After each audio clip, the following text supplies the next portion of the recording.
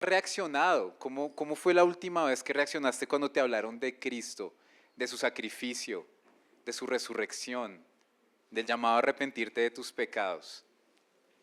¿Lo entendiste a la primera vez? Otra pregunta, ¿cómo han reaccionado esas personas a las que tú les has compartido? ¿Te han escuchado? ¿Hoy están a los pies de Cristo? ¿Hoy son salvos? ¿O esos familiares, esas personas por las que tú has orado, el día de hoy aún no entienden el Evangelio? Yo quisiera que recordaras en este momento y mientras recuerdas, pudiéramos ver en el pasaje de Hechos 17 tres respuestas al Evangelio que nos pueden ayudar a nosotros hoy a seguir predicando el Evangelio, a seguir siendo transformados por el Evangelio con estas respuestas, a tomarlas de ejemplo para nuestras vidas, para todo lo que enfrentamos todos los días, para esas personas que están a nuestro alrededor y esas a las que nosotros estamos hoy enseñando el Evangelio.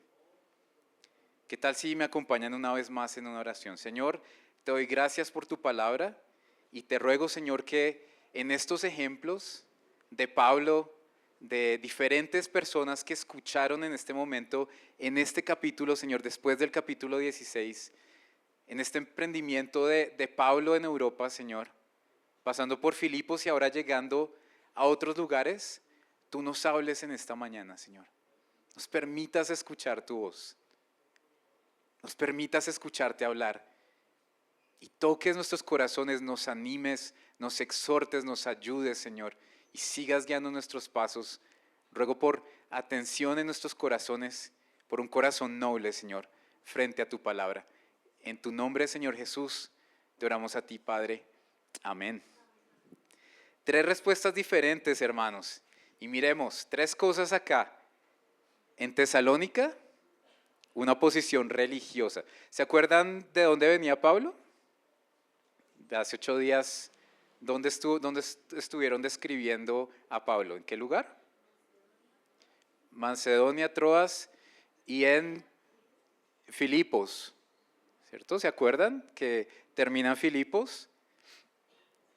Ahora llega a este lugar, Tesalónica, y hay una posición religiosa. Luego se va para Berea y hay una búsqueda en las personas sinceras de la verdad. Y en Atenas, una confrontación filosófica. Les pido que me acompañen a la lectura de estos pasajes. Vamos a estar leyendo bastante texto en esta mañana y por eso les pido que me acompañen con mucha atención. Entonces vamos a llegar a la primera parte, que sería el versículo 1 en adelante. Y vamos a ver algunos detalles de esto. Entonces, venía Pablo, ya enviado por el Señor a Macedonia, pasó por Filipos y miren dónde está acá, versículo 1. Después de pasar por Anfípolis y Apolonia, Pablo y Silas llegaron a Tesalónica. ¿Se acuerdan que estudiamos segunda de Tesalonicenses no hace mucho? Pues aquí es donde se funda esta iglesia, donde había una sinagoga de los judíos. Y Pablo entró según su costumbre y por 3 días de reposo discutió con ellos basándose en las Escrituras, explicando y presentando evidencia de que era necesario que Cristo padeciera y resucitara de entre los muertos, diciendo: este es Jesús a quien yo les anuncio, el Cristo. Ahí está Pablo, una vez más, predicando el Evangelio. Ahí está Pablo una vez más diciendo la necesidad de que Cristo muriera en una cruz, de que Cristo resucitara, de que Cristo muriera por nuestros pecados. Sigue siendo el mismo Evangelio, hermanos. Otra vez, había sido Pedro antes, ahora Pablo múltiples veces, Felipe y muchos otros predicando exactamente el mismo Evangelio. Y quisiera que miráramos un poquito del contexto. Ahí hay un mapa y quisiera que viéramos que Pablo venía de Filipos y lo que tarda más o menos en trasladarse de Filipos aquí, a Tesalónica, unos 160 kilómetros, muy seguramente a pie. ¿Se acuerdan qué le había pasado a Pablo en Filipos? ¿Qué le hicieron? Lo azotaron con varas. Hace muy poco tiempo. Y Pablo sigue haciendo la voluntad del Señor con heridas en su cuerpo y se recorre 160 kilómetros para llegar a Tesalónica. Qué ejemplo el de estos hombres que eran fortalecidos por el Señor para hacer su voluntad. Mis hermanos, es una vez más un recordatorio que para que él llegara a Tesalónica y siguiera predicando el Evangelio y siguiera viviendo lo que el Señor quería que él viviera, tenía que depender de Cristo. Es evidente, es abrumador la relación de Pablo con Dios. Si él no hubiera tenido una relación real con el Señor y constante, ¿cómo habría llegado a Tesalónica? Con el pecho lastimado, con la espalda lastimada, recorriendo 160 kilómetros. Y seguir predicando y estar renovado en sus fuerzas. ¿Cómo? No sé, de una manera sobrenatural. Pero la verdad, la realidad es que el Señor era quien renovaba sus fuerzas. Como cantábamos, acabamos de cantar, no somos nosotros, es Cristo en nosotros. A veces es difícil, pareciera difícil hacer la voluntad del Señor. Qué buen ejemplo en la introducción de este pasaje. Un hombre de Dios con sus hermanos que no paraba de hacer la voluntad del Señor, a costa de lo que fuera. ¿Lo estamos haciendo nosotros con este ejemplo tan tremendo? El Señor te ha pedido cosas el día de hoy, te ha pedido esta semana, te ha ganado el desánimo o te han ganado otras cosas, distracciones, luchas, o has logrado fortalecerte en el Señor sabiendo que no eres tú, que es precisamente lo que Pablo le escribe a los filipenses, que es que Él nos anima a cuidar nuestra salvación con temor y temblor, confiando que Él pone en nosotros tanto el qué, el querer y también el hacer. Amén a eso, amén a este ejemplo de este varón que se recorre esos 160 kilómetros para llegar a Tesalónica. Y llega a Tesalónica a pasarla bien, a disfrutar de vacaciones. No, miren lo que pasa. Predica el Evangelio y vamos al versículo 4. Gloria a Dios, porque creyeron en el Evangelio. Dice que algunos creyeron y se unieron a Pablo y a Silas. ¡Qué milagro! Una vez más, salvación, junto con una gran multitud de griegos temerosos de Dios y muchas de las mujeres principales. Pero, como siempre, y aquí está la oposición de la religión, los judíos llenos de envidia llevaron a algunos hombres malvados de la plaza pública, organizaron una turba y alborotaron a la ciudad. Asaltando la casa de Jasón, que era quien aparentemente estaba hospedando a Pablo y a Silas, procuraban sacarlos al pueblo. Versículo 8, alborotaron a la multitud y a las autoridades de la ciudad que oían esto. Pero ahora Jasón tuvo que pagar con sus hermanos una fianza. Después de recibir una fianza de Jasón y de los otros, los soltaron. Entonces hasta ahí, mis hermanos, hay oposición en medio del evangelismo y también en medio de hacer la voluntad del Señor en nuestras vidas. Cualquier cosa que nosotros hagamos a nombre del Señor, lo que hacemos en la intimidad de nuestros hogares, en nuestro trabajo, en nuestro estudio, a veces va a haber oposición, muchas veces,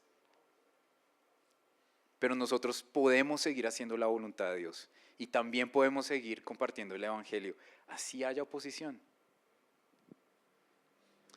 Tanto es así, mis hermanos, que a pesar de la oposición de estos religiosos, miren en qué termina esta predicación. Miren lo que dice de los tesalonicenses, recordemos lo que dice el capítulo 1, desde los versículos 4 hasta el 7. Miren el resultado de la predicación en medio de la oposición una vez más. Sabemos, hermanos, amados de Dios, de la elección de ustedes, porque nuestro evangelio no vino a ustedes solamente en palabras, sino también en poder y en el Espíritu Santo y con plena convicción. Como saben qué clase de personas demostramos ser entre ustedes por el amor que les tenemos. Y en medio de esa oposición, mis hermanos, versículo 6, ustedes llegaron a ser imitadores de nosotros y del Señor, habiendo recibido la palabra en medio de mucha tribulación, con el gozo del Espíritu Santo, de tal manera que llegaron a ser un ejemplo para todos los creyentes en Macedonia y en Acaya. Tesalónica, hermanos, era la capital de Macedonia. ¿Se acuerdan que en el capítulo 16 Pablo tiene este llamado de esa visión de ese Macedonio? Pues aquí está en la capital. Y miren los resultados. Miren a un hombre haciendo la voluntad del Señor y los frutos de hacer la voluntad del Señor. Mira un momento los frutos que han habido en tu vida por hacer la voluntad del Señor. ¿Han habido frutos, hermanos? Amén. Que el Señor nos siga ayudando a hacer su voluntad. Así sea como dice el versículo 6 al final, en medio de mucha tribulación. Pablo siendo ejemplo de perseverar para los tesalonicenses, tanto conocieron a Cristo estos hermanos, que ellos terminaron siendo ejemplo para toda Macedonia y Acaya, a pesar de la oposición de la religión judía. Mis hermanos, no importa cuánta oposición haya en nuestras vidas, podemos seguir haciendo lo que el Señor nos ha llamado a hacer. Amén. No importa si sea difícil, no importa si a veces se nos olvida, si son cosas muy grandes o cosas muy pequeñas, en Cristo podemos seguir nuestro camino. Dice que de los judíos algunos creyeron, pero el evangelio se siguió multiplicando en Tesalónica. Sin embargo, ahora quisiera que miráramos la siguiente ciudad. Resulta que a Pablo le toca huir y le toca escaparse porque lo estaban buscando y Pablo es enviado a Berea. Ahora quisiera que miráramos otra ciudad, esta quedaba más o menos a 80 kilómetros de Tesalónica.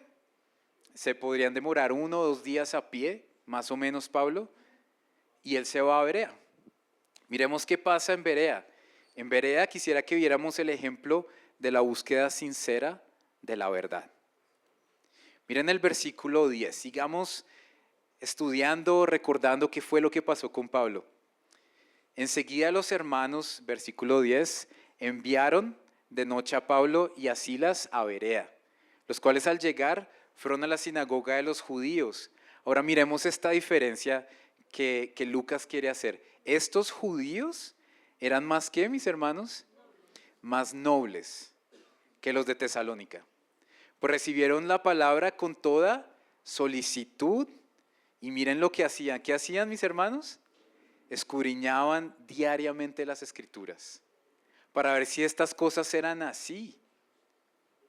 Y por eso, miren ese conector, mis hermanos, por eso ya no algunos, como se dice de Tesalónica, sino muchos de ellos judíos creyeron, así también como un buen número de griegos, hombres y mujeres de distinción. Quisiera que pusiéramos atención un poquito a este pasaje, mis hermanos. Qué hermoso pasaje. Más nobles. Pensemos qué puede significar, mirando un poquito el significado en el idioma original de esta palabra nobles, es que tenían una actitud abierta, es que eran receptivos, es que eran imparciales, es que estaban dispuestos a examinar la evidencia, es que eran honestos intelectualmente. Nosotros somos así, somos receptivos con la palabra del Señor, somos nobles para recibirla, estamos dispuestos a evaluar la evidencia, porque ellos lo hicieron con solicitud, la recibieron con sed. Estos judíos, impresionantes, uno de los pasajes más impactantes para mí de todo Hechos, de todo el Nuevo Testamento, de cuál debe ser nuestra actitud frente a la palabra de Dios. La recibieron con nobleza y con solicitud. ¿Qué puede significar solicitud? Con disposición, con entusiasmo, con buena voluntad, con deseo sincero de entender la palabra. Qué bueno es poder comparar nuestra actitud frente a la palabra todos los días y esta descripción de estos hermanos de Berea. Es de mucho ánimo y de mucho reto. Eres noble, la recibes con solicitud y la escudriñas. ¿Qué puede significar escudriñar? Investigar, examinar cuidadosamente, interrogar, evaluar evidencias, someter a prueba.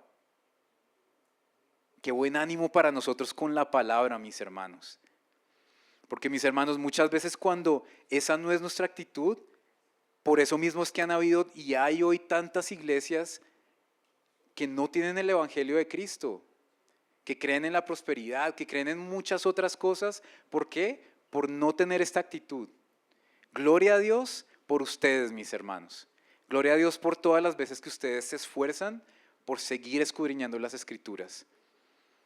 Hoy nos seguimos animando y con este pasaje nos seguimos animando a tener la actitud correcta frente a la palabra. Escudriñaban a diario, hermanos. ¿Lo estamos haciendo a diario? ¿Estamos yendo a la palabra a diario? ¿Estamos llevando a esas personas que estamos discipulando, a las que les estamos enseñando la palabra en nuestras casas, con nuestro ejemplo, con nuestras vidas, en nuestro trabajo? ¿Estamos mostrándoles la palabra del Señor? ¿Los estamos enseñando a ellos a entender la palabra por ellos mismos?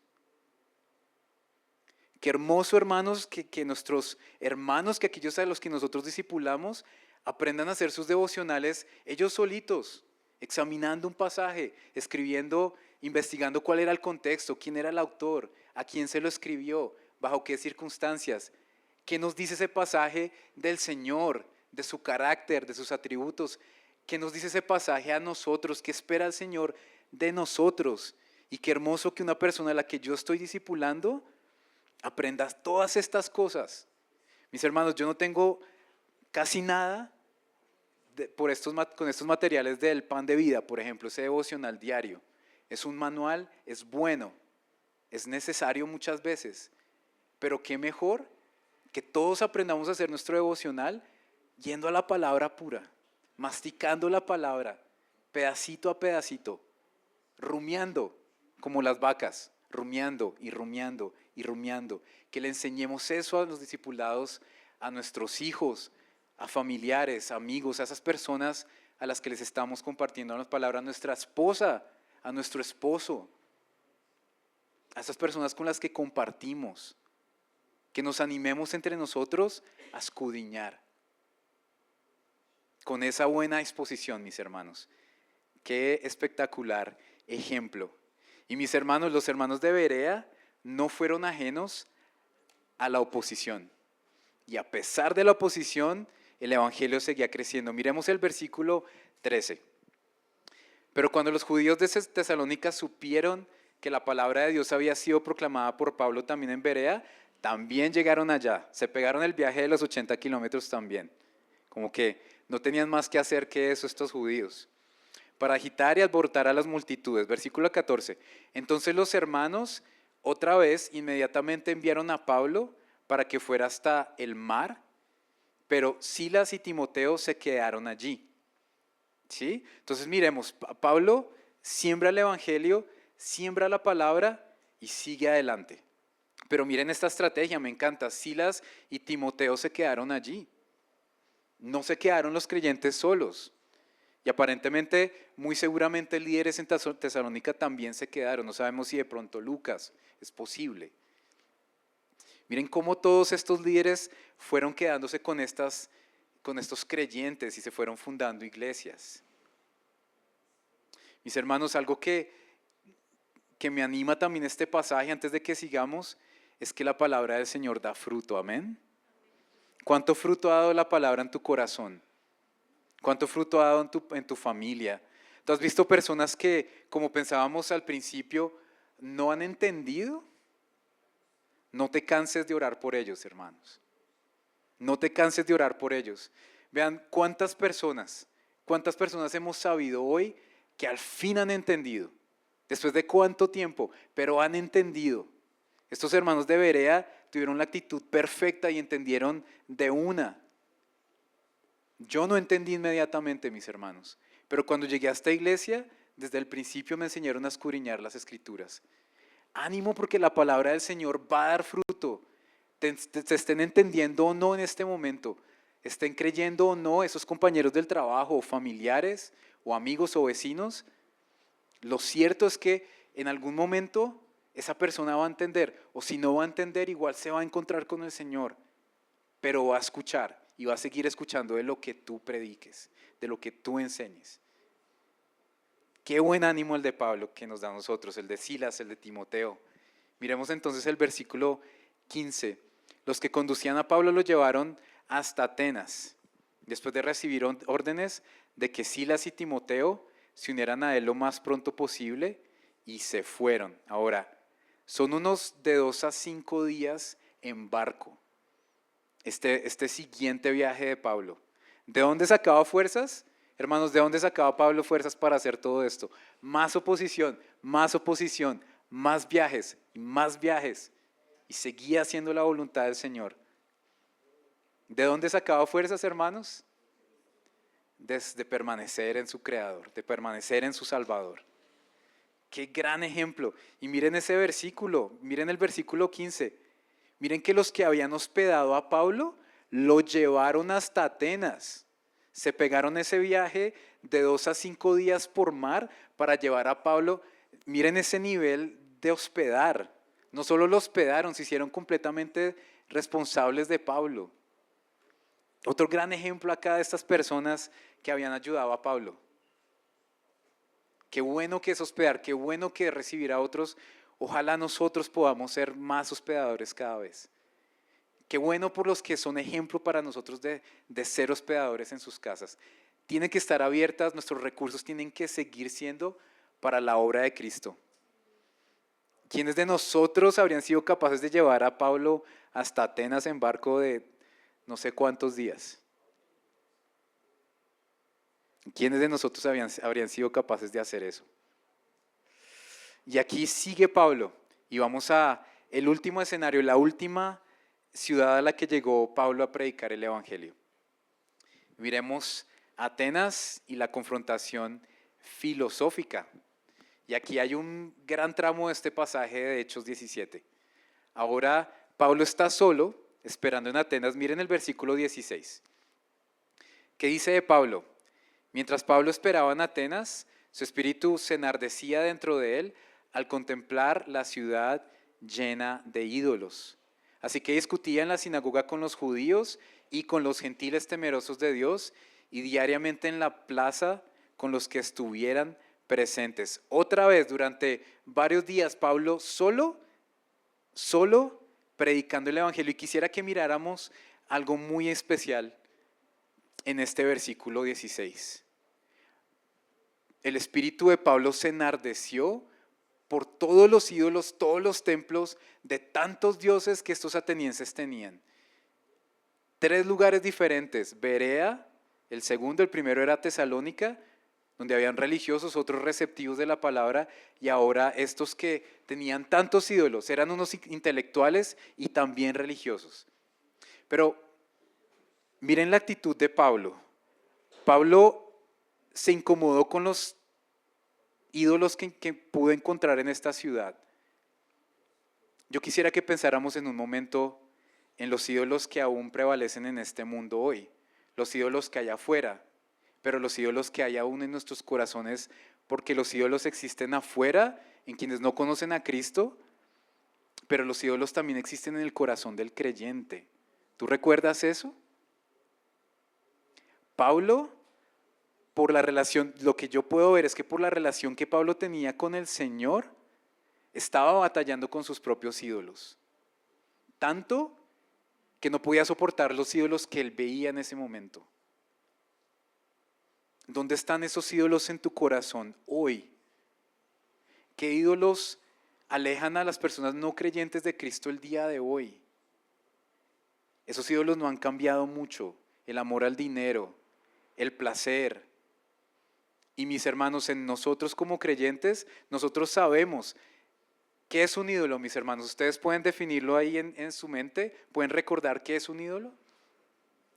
Todas esas cosas que le quitan el primer lugar al Señor en nuestro corazón son ídolos. Tu ministerio, tu familia, tú mismo, un pecado, sea el que sea, tu trabajo, cualquier cosa se puede convertir en un ídolo. No significa que estas cosas sean malas. Muchas de ellas, al contrario, son buenas ideas por el Señor. Pero si esas cosas le quitan el primer lugar en tu corazón al Señor, tú tienes un ídolo en tu corazón. Pablo no lo soportaba. ¿Lo soporto yo en mi corazón? ¿Lo soportas tú? Porque gracias a que él no soportaba esos ídolos, es que él se levanta a discutir con estos atenienses. acerca de estos ídolos. El primero tenía su corazón en orden antes de llegar a los ídolos que estos hombres y mujeres tenían. ¿Dónde están esos ídolos hoy en medio de nuestra iglesia, en medio de tu corazón? Piensa en eso en esta mañana y piensa qué cosas aún pueden ser un tropiezo en tu relación con Dios, con el Señor, en tu corazón. Miremos el versículo 17. No, ya lo habíamos leído. Pasemos al 18. Y aquí es donde aparecen estos filósofos. También discutían con él algunos de los filósofos epicúreos y estoicos. Y algunos decían, ¿qué quiere decir este palabrero? Esa era una palabra despectiva, peyorativa. Parece ser un predicador de divinidades extrañas. Decían otros porque les predicaba a Jesús y la resurrección. Ahí está Pablo predicando otra vez el evangelio, el mismo evangelio. Pero qué interesante como Pablo va a predicar el evangelio en este lugar con los atenienses. Ahora, quisiera que miráramos un poquito quiénes eran estos. Yo voy a darles una idea muy pequeña de quiénes eran los epicúreos. Ellos creían que los dioses en los que ellos creían no intervenían en la vida humana dentro de su filosofía y todos sus dioses, que el principal objetivo en su filosofía era evitar el dolor a toda costa y tratar de disfrutar lo que más se pudiera, que no iba a haber un juicio futuro, que el alma no iba a sobrevivir a la muerte. ¿Conoces personas que piensan así hoy en día? Que morir es como desconectar un computador y botarlo. ¿Conoces a personas que el único norte de su vida es disfrutar el hoy y absolutamente nada más? Estas filosofías siguen presentes hoy. Los estoicos creían que el universo estaba gobernado por una razón divina, no por un Dios verdadero. Que como sea, había que aceptar el destino y que la virtud era el bien supremo. Esas eran las cosas para dar un poquito de contexto a lo que estos filósofos creían. Y aquí está Pablo predicando todo lo contrario. Y aquí estamos nosotros, hermanos, predicando todo lo contrario hoy también frente a personas que creen esto. Y vamos a analizarlo un poco más. Ahora, empecemos a mirar la reacción de Pablo y su predicación. Versículo 19. Entonces estas personas que amaban las disertaciones filosóficas y religiosas, miren lo que hacen. Tomaron a Pablo y lo llevaron al Areópago diciendo, ¿podemos saber qué es esta nueva enseñanza que usted proclama? Porque le oímos decir cosas extrañas, por tanto queremos saber lo que significan. Miren en lo que se la pasaban estos atenienses. Dice que todos los atenienses, versículo 21, y los extranjeros de visita allí no pasaban el tiempo en otra cosa, sino en decir o en oír algo nuevo. Ese era el pasatiempo de toda esta gente, hermanos. Qué bueno encontrarnos con gente así, pero necesitamos estar preparados para encontrarnos con gente así. Amén. Para poder explicar el evangelio a personas intelectuales, a personas religiosas también, a personas que piensan que la vida es solamente lo que pasa en el hoy y nada más. Y se lo llevan al Areópago. Ahí hay un par de imágenes muy sencillas para que nos hagamos una idea. Era como un auditorio, hagan de cuenta una media torta pero rústica, era solo roca, pero era un lugar muy importante para los atenienses.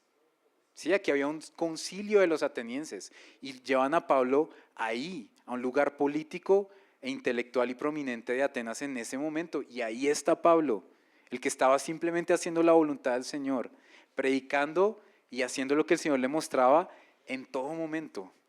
Ahí está el ejemplo una vez más de este evangelista, de este misionero. Y miremos cómo predica Pablo entonces. Hemos visto cómo ha predicado Pedro y cómo ha predicado Pablo, cómo ha predicado Esteban, por ejemplo, Felipe, principalmente a personas, ¿de qué tipo, hermanos? Judíos. Miren cómo Pablo predica a estas personas intelectuales. Miren lo que dice el versículo 22. Entonces Pablo, poniéndose en pie en medio del Areópago, dijo, varones atenienses, percibo que ustedes son muy religiosos en todo sentido. Imagínense la cantidad de templos que estos atenienses tenían. Versículo 23. porque mientras pasaba y observaba los objetos de su adoración, hallé también un altar con esta inscripción: al Dios no conocido. Pues todo lo que ustedes adoran sin conocer, eso les anuncio yo. Ustedes pueden ver el poder del Espíritu Santo, la sabiduría que el Señor le da a Pablo, justo para decir lo que tenía que decir. Vean, ya hay una estatua del Dios no conocido. Ese es el que vengo a predicar yo. ¿Cuántas personas alrededor de nosotros creen en un Dios que no conocen? ¿Y de quién es la responsabilidad de dar a conocer a ese Dios hermoso y todopoderoso al que alabábamos hoy en esta mañana, a quien recordábamos? Nosotros, mis hermanos, todos los que estamos sentados acá, somos los que queremos que ese Cristo sea conocido. De todos esos que dicen creer en Dios, pero que no lo conocen. Sigamos mirando cómo predica Pablo. Versículo 24, de una manera sencilla, hermanos, miren lo que dice: el Dios que hizo el mundo y todo lo que en él hay, puesto que es Señor del cielo y de la tierra, no mora en templos hechos por manos de hombres, ni es servido por manos humanas, como si necesitara de algo, puesto que él da vida a todos y aliento a todas las cosas. Primero que todo, hermanos, él está diciendo que es un Dios diferente al que ellos creían. A todos esos dioses que ellos tenían aparentemente cientos de dioses. Este Dios no necesitaba al ser humano. Los atenienses creían que esos dioses necesitaban de ellos para tener poder, no sé, para tener las fuerzas que tenían. Cuando ustedes miran estas películas de estas mitologías griegas, los dioses dependen también de los humanos. Y él les viene a decir: este Dios no.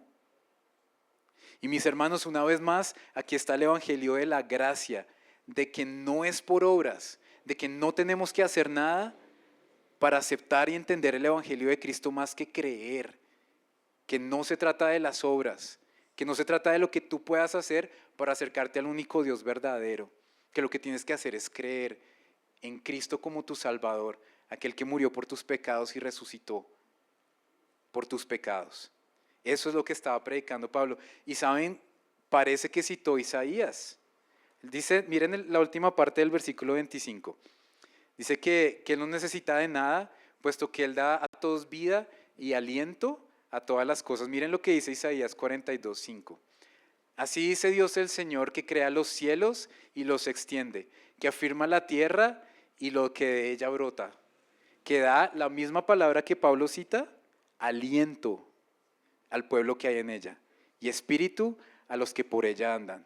De una manera tan sencilla, Pablo está diciendo: solo existe un Dios, un creador de todo lo que ustedes ven, y es a ese Dios al que ustedes se deben, es en ese el que ustedes deben creer, que no los necesita, pero que los quiere salvar.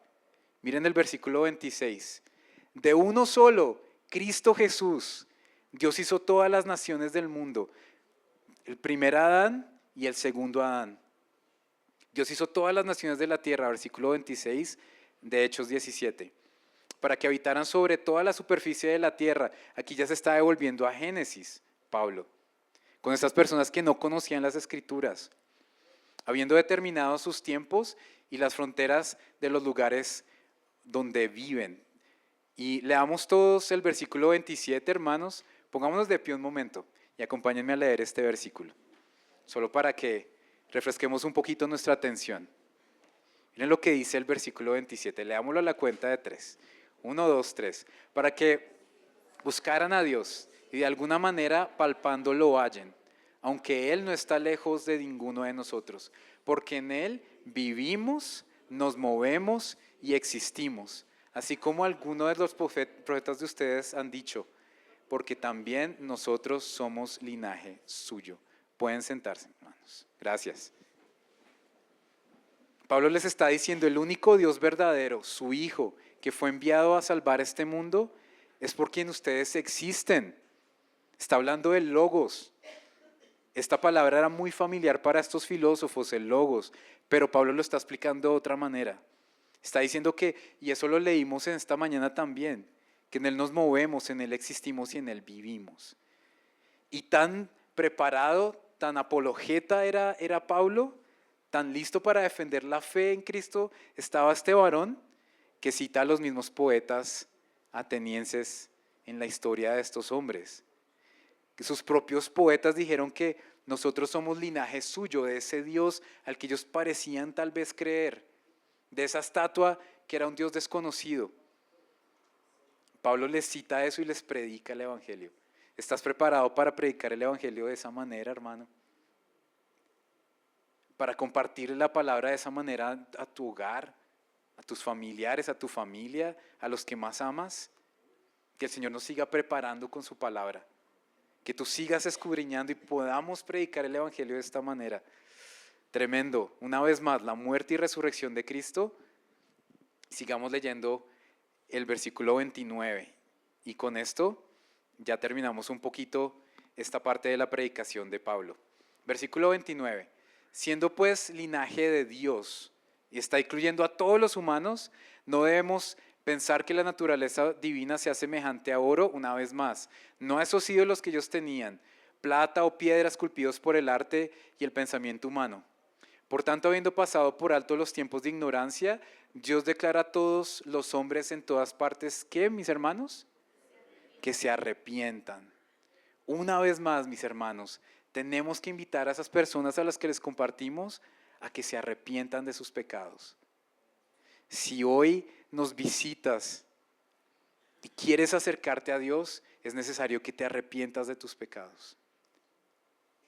No hay manera de acercarse a ese Dios verdadero si no es arrepintiéndose de esa maldad, reconociendo que eres pecador, reconociendo que necesitas un Salvador. Y para nosotros, mis hermanos, ¿cuándo fue la última vez que nos arrepentimos por algo? De todos esos ídolos, de todas esas cosas con las que batallamos todos los días. ¿Cuándo fue la última vez que te arrepentiste tú como creyente? De algo que el Señor te ha mostrado claramente que no está bien, que sigue siendo un ídolo. ¿Ya te arrepentiste de eso, hermano? Recuerda qué cosas te está llamando hoy el Señor también a arrepentirte a ti como creyente. ¿Cómo podemos predicar el arrepentimiento afuera si queremos guardar en nuestro corazón un ídolo? Es difícil, no va a ser lo mismo. Sigamos practicando el arrepentimiento, sigamos recordando que el que confiesa su pecado y se arrepiente, se puede alejar de esa maldad, puede disfrutar del perdón del Señor, puede acercarse al Señor constantemente. Todos los días es necesario seguir confesando nuestra maldad, todos los días, mis hermanos, no solo cuando estamos en el culto. Versículo 31.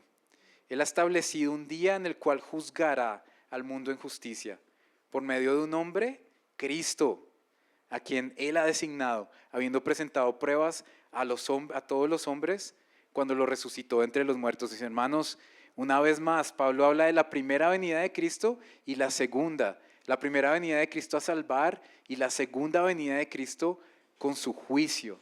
Tenemos que seguir advirtiendo de ese juicio, mis hermanos.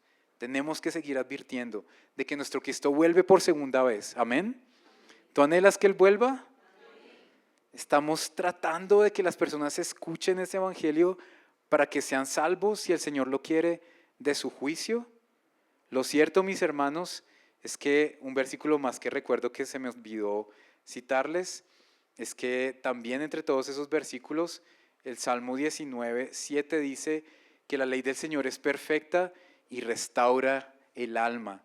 Que el testimonio del Señor, y ese era el testimonio que Pablo estaba predicando, hace sabio al sencillo.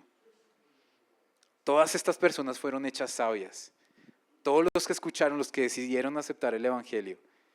Y comparemos un poquito lo que estas personas creían con lo que estaba predicando Pablo. Miremos un momento, resumen pequeño de lo que estos hombres creían.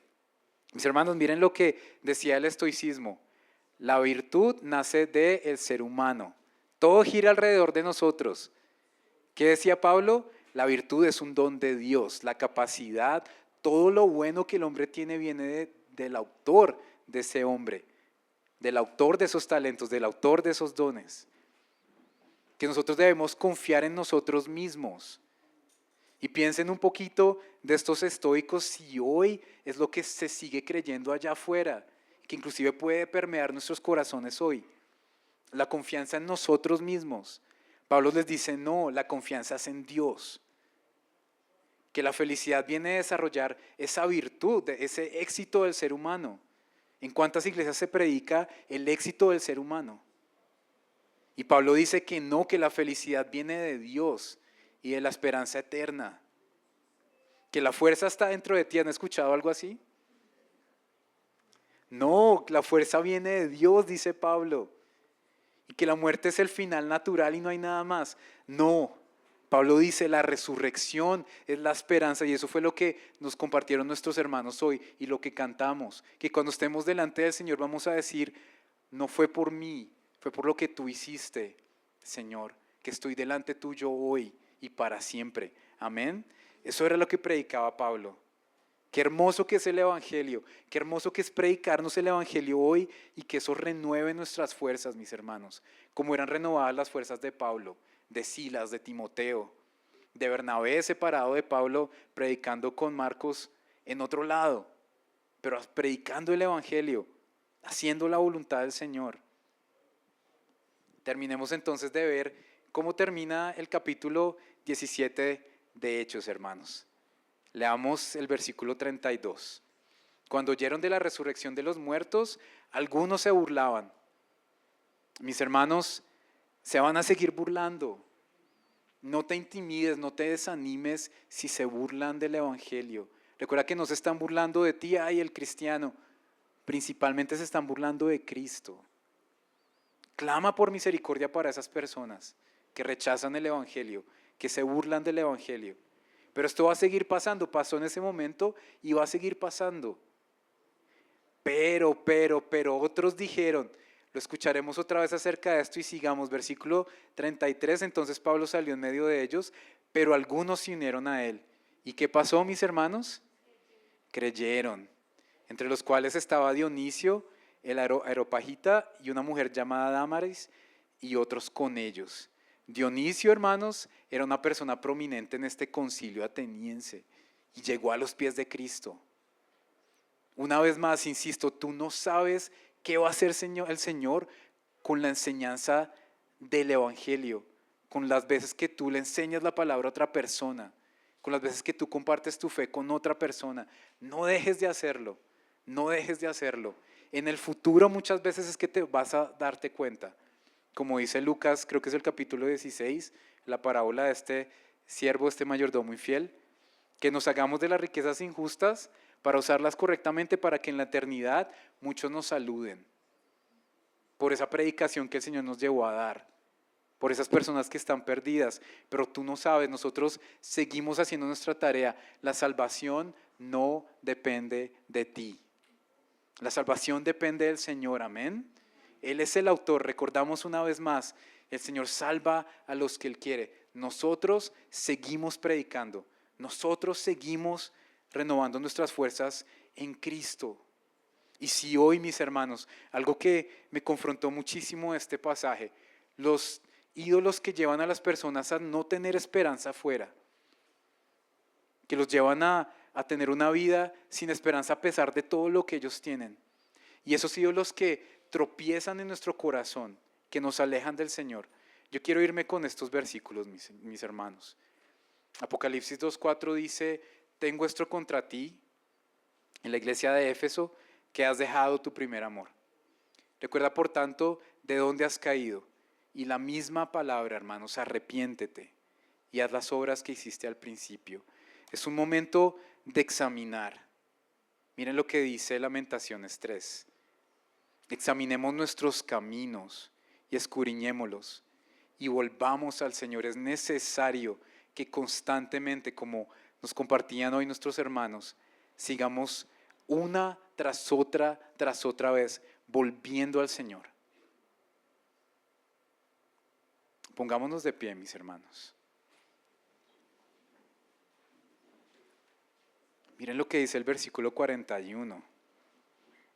Frente a esa lucha que tenemos con nuestros ídolos, alcemos nuestro corazón en nuestras manos hacia Dios en los cielos.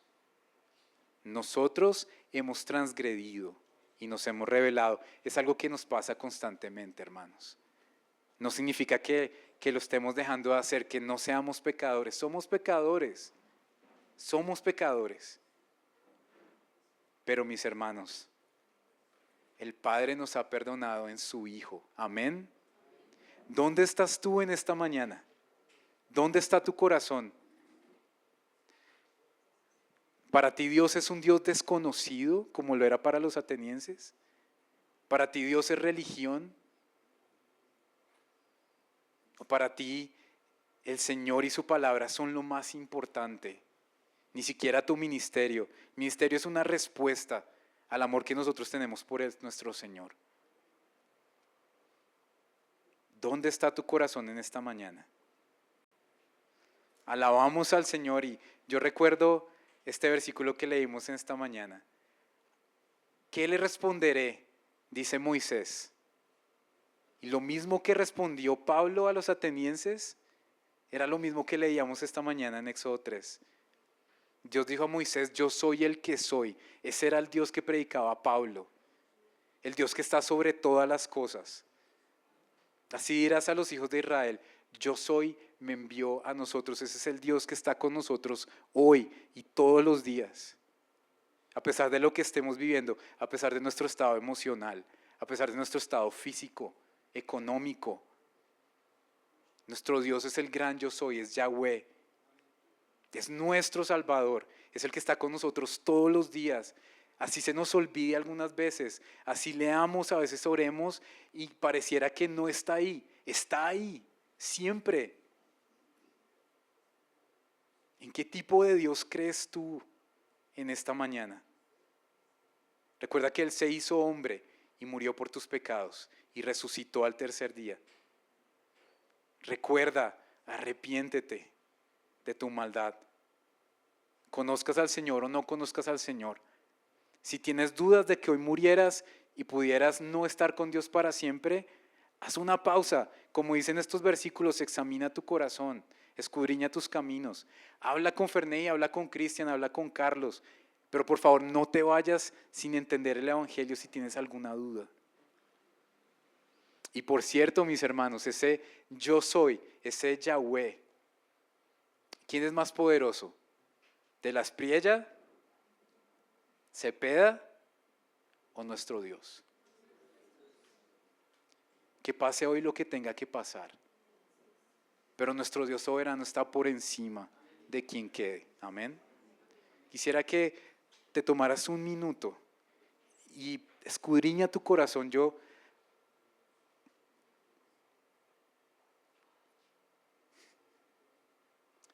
Señor, gracias por tu palabra.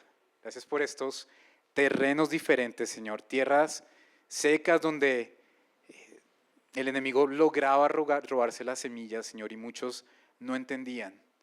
Pero gracias porque en medio de esa rebelión, de esa religión, había salvación, Señor. En medio de la oposición, en medio del dolor de Pablo, de su desgaste físico, emocional, espiritual. Tu palabra seguía germinando, Señor. Se presenciaba salvación y más salvación. Y nosotros hoy la presenciamos. Nosotros hoy sabemos de personas que son salvas, Señor. Personas que han endurecido su corazón por años. Y sus corazones han sido transformados hoy. Damos la gloria por tu palabra, Señor. Te damos la gloria. Te damos la gloria por tu evangelio, Señor. Señor, y delante de ti queremos tomarnos un momento en silencio y revisar nuestros corazones. Revisar si hay un ídolo que esté alejando hoy a una persona de ti, de entender tu evangelio. Señor, yo te ruego que derrumbes cualquier cosa que no les permite ver la verdad. Señor, que tu Espíritu Santo y tu palabra penetre en nuestros corazones hoy. Que en medio de tu iglesia, los que te amamos, Señor, en este momento nos ayudes a identificar lo que no está bien delante de ti, Señor. Señor, esa cosa pequeña, insignificante aparentemente, o esa cosa grande, ese secreto que nosotros tenemos, Señor, o esa distracción o desviación en nuestro corazón, Señor, que no nos permite, Señor, acercarnos con toda libertad a ti, Señor. Señor, si somos hombres de doble ánimo, como dice tu palabra en Santiago, queremos limpiarnos, Señor. Como nos decías tú, Señor, por medio de tu Espíritu Santo, con tu Espíritu Santo nos decías hoy por medio de uno de nuestros hermanos, purifícanos, límpianos de toda maldad. Y en este momento de silencio, individualmente, Señor, nosotros queremos ir delante de ti y escudriñar nuestro corazón.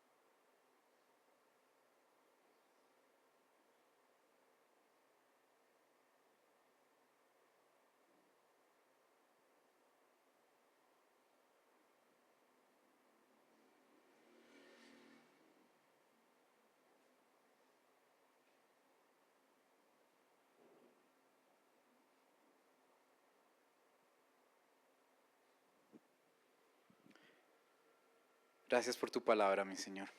Gracias por ese logos que Pablo predicó, que Juan también anunció en Juan 1. Ese logos que estaba con Dios y ese logos que era Dios.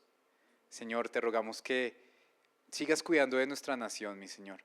Hoy recordamos lo poderoso, lo soberano y cuán al control tú estás de nuestro país, mi Señor. Pase lo que pase hoy, Señor, que hoy ocurra lo que te glorifique a ti, lo que permita que tu evangelio siga siendo predicado, en medio de la oposición si es necesario, o en lo que tú permitas, Señor, para nuestro país. Pero rogamos por misericordia y que tu iglesia en Colombia pueda seguir predicando tu evangelio a pesar del gobierno que tú permitas, Señor. Hoy recordamos que tú eres quien quita y pone reyes. Tú eres nuestro Dios todopoderoso y en ti confiamos, mi Señor, no en los resultados de estas elecciones. Confiamos en ti, mi Señor. Sigue forjando esa confianza, esa paz en ti, Señor, en medio de todo lo que nosotros vivimos como país. Y rogamos, Señor, por estas elecciones, que sea lo que tú permitas, lo que tú quieras, lo que tú designes como Dios soberano. Ese Dios que alabábamos y cantábamos en esta mañana. El Dios del no creyente y también el del justificado. Te oramos, te alabamos, Señor, y rogamos que sigas limpiando nuestros corazones para siempre, Señor, mientras caminamos contigo en esta vida. En tu nombre, Señor Jesús, ese nombre que es sobre todo nombre, el Alfa y el Omega, te alabamos en esta mañana. Amén y amén. Pueden sentarse, mis hermanos.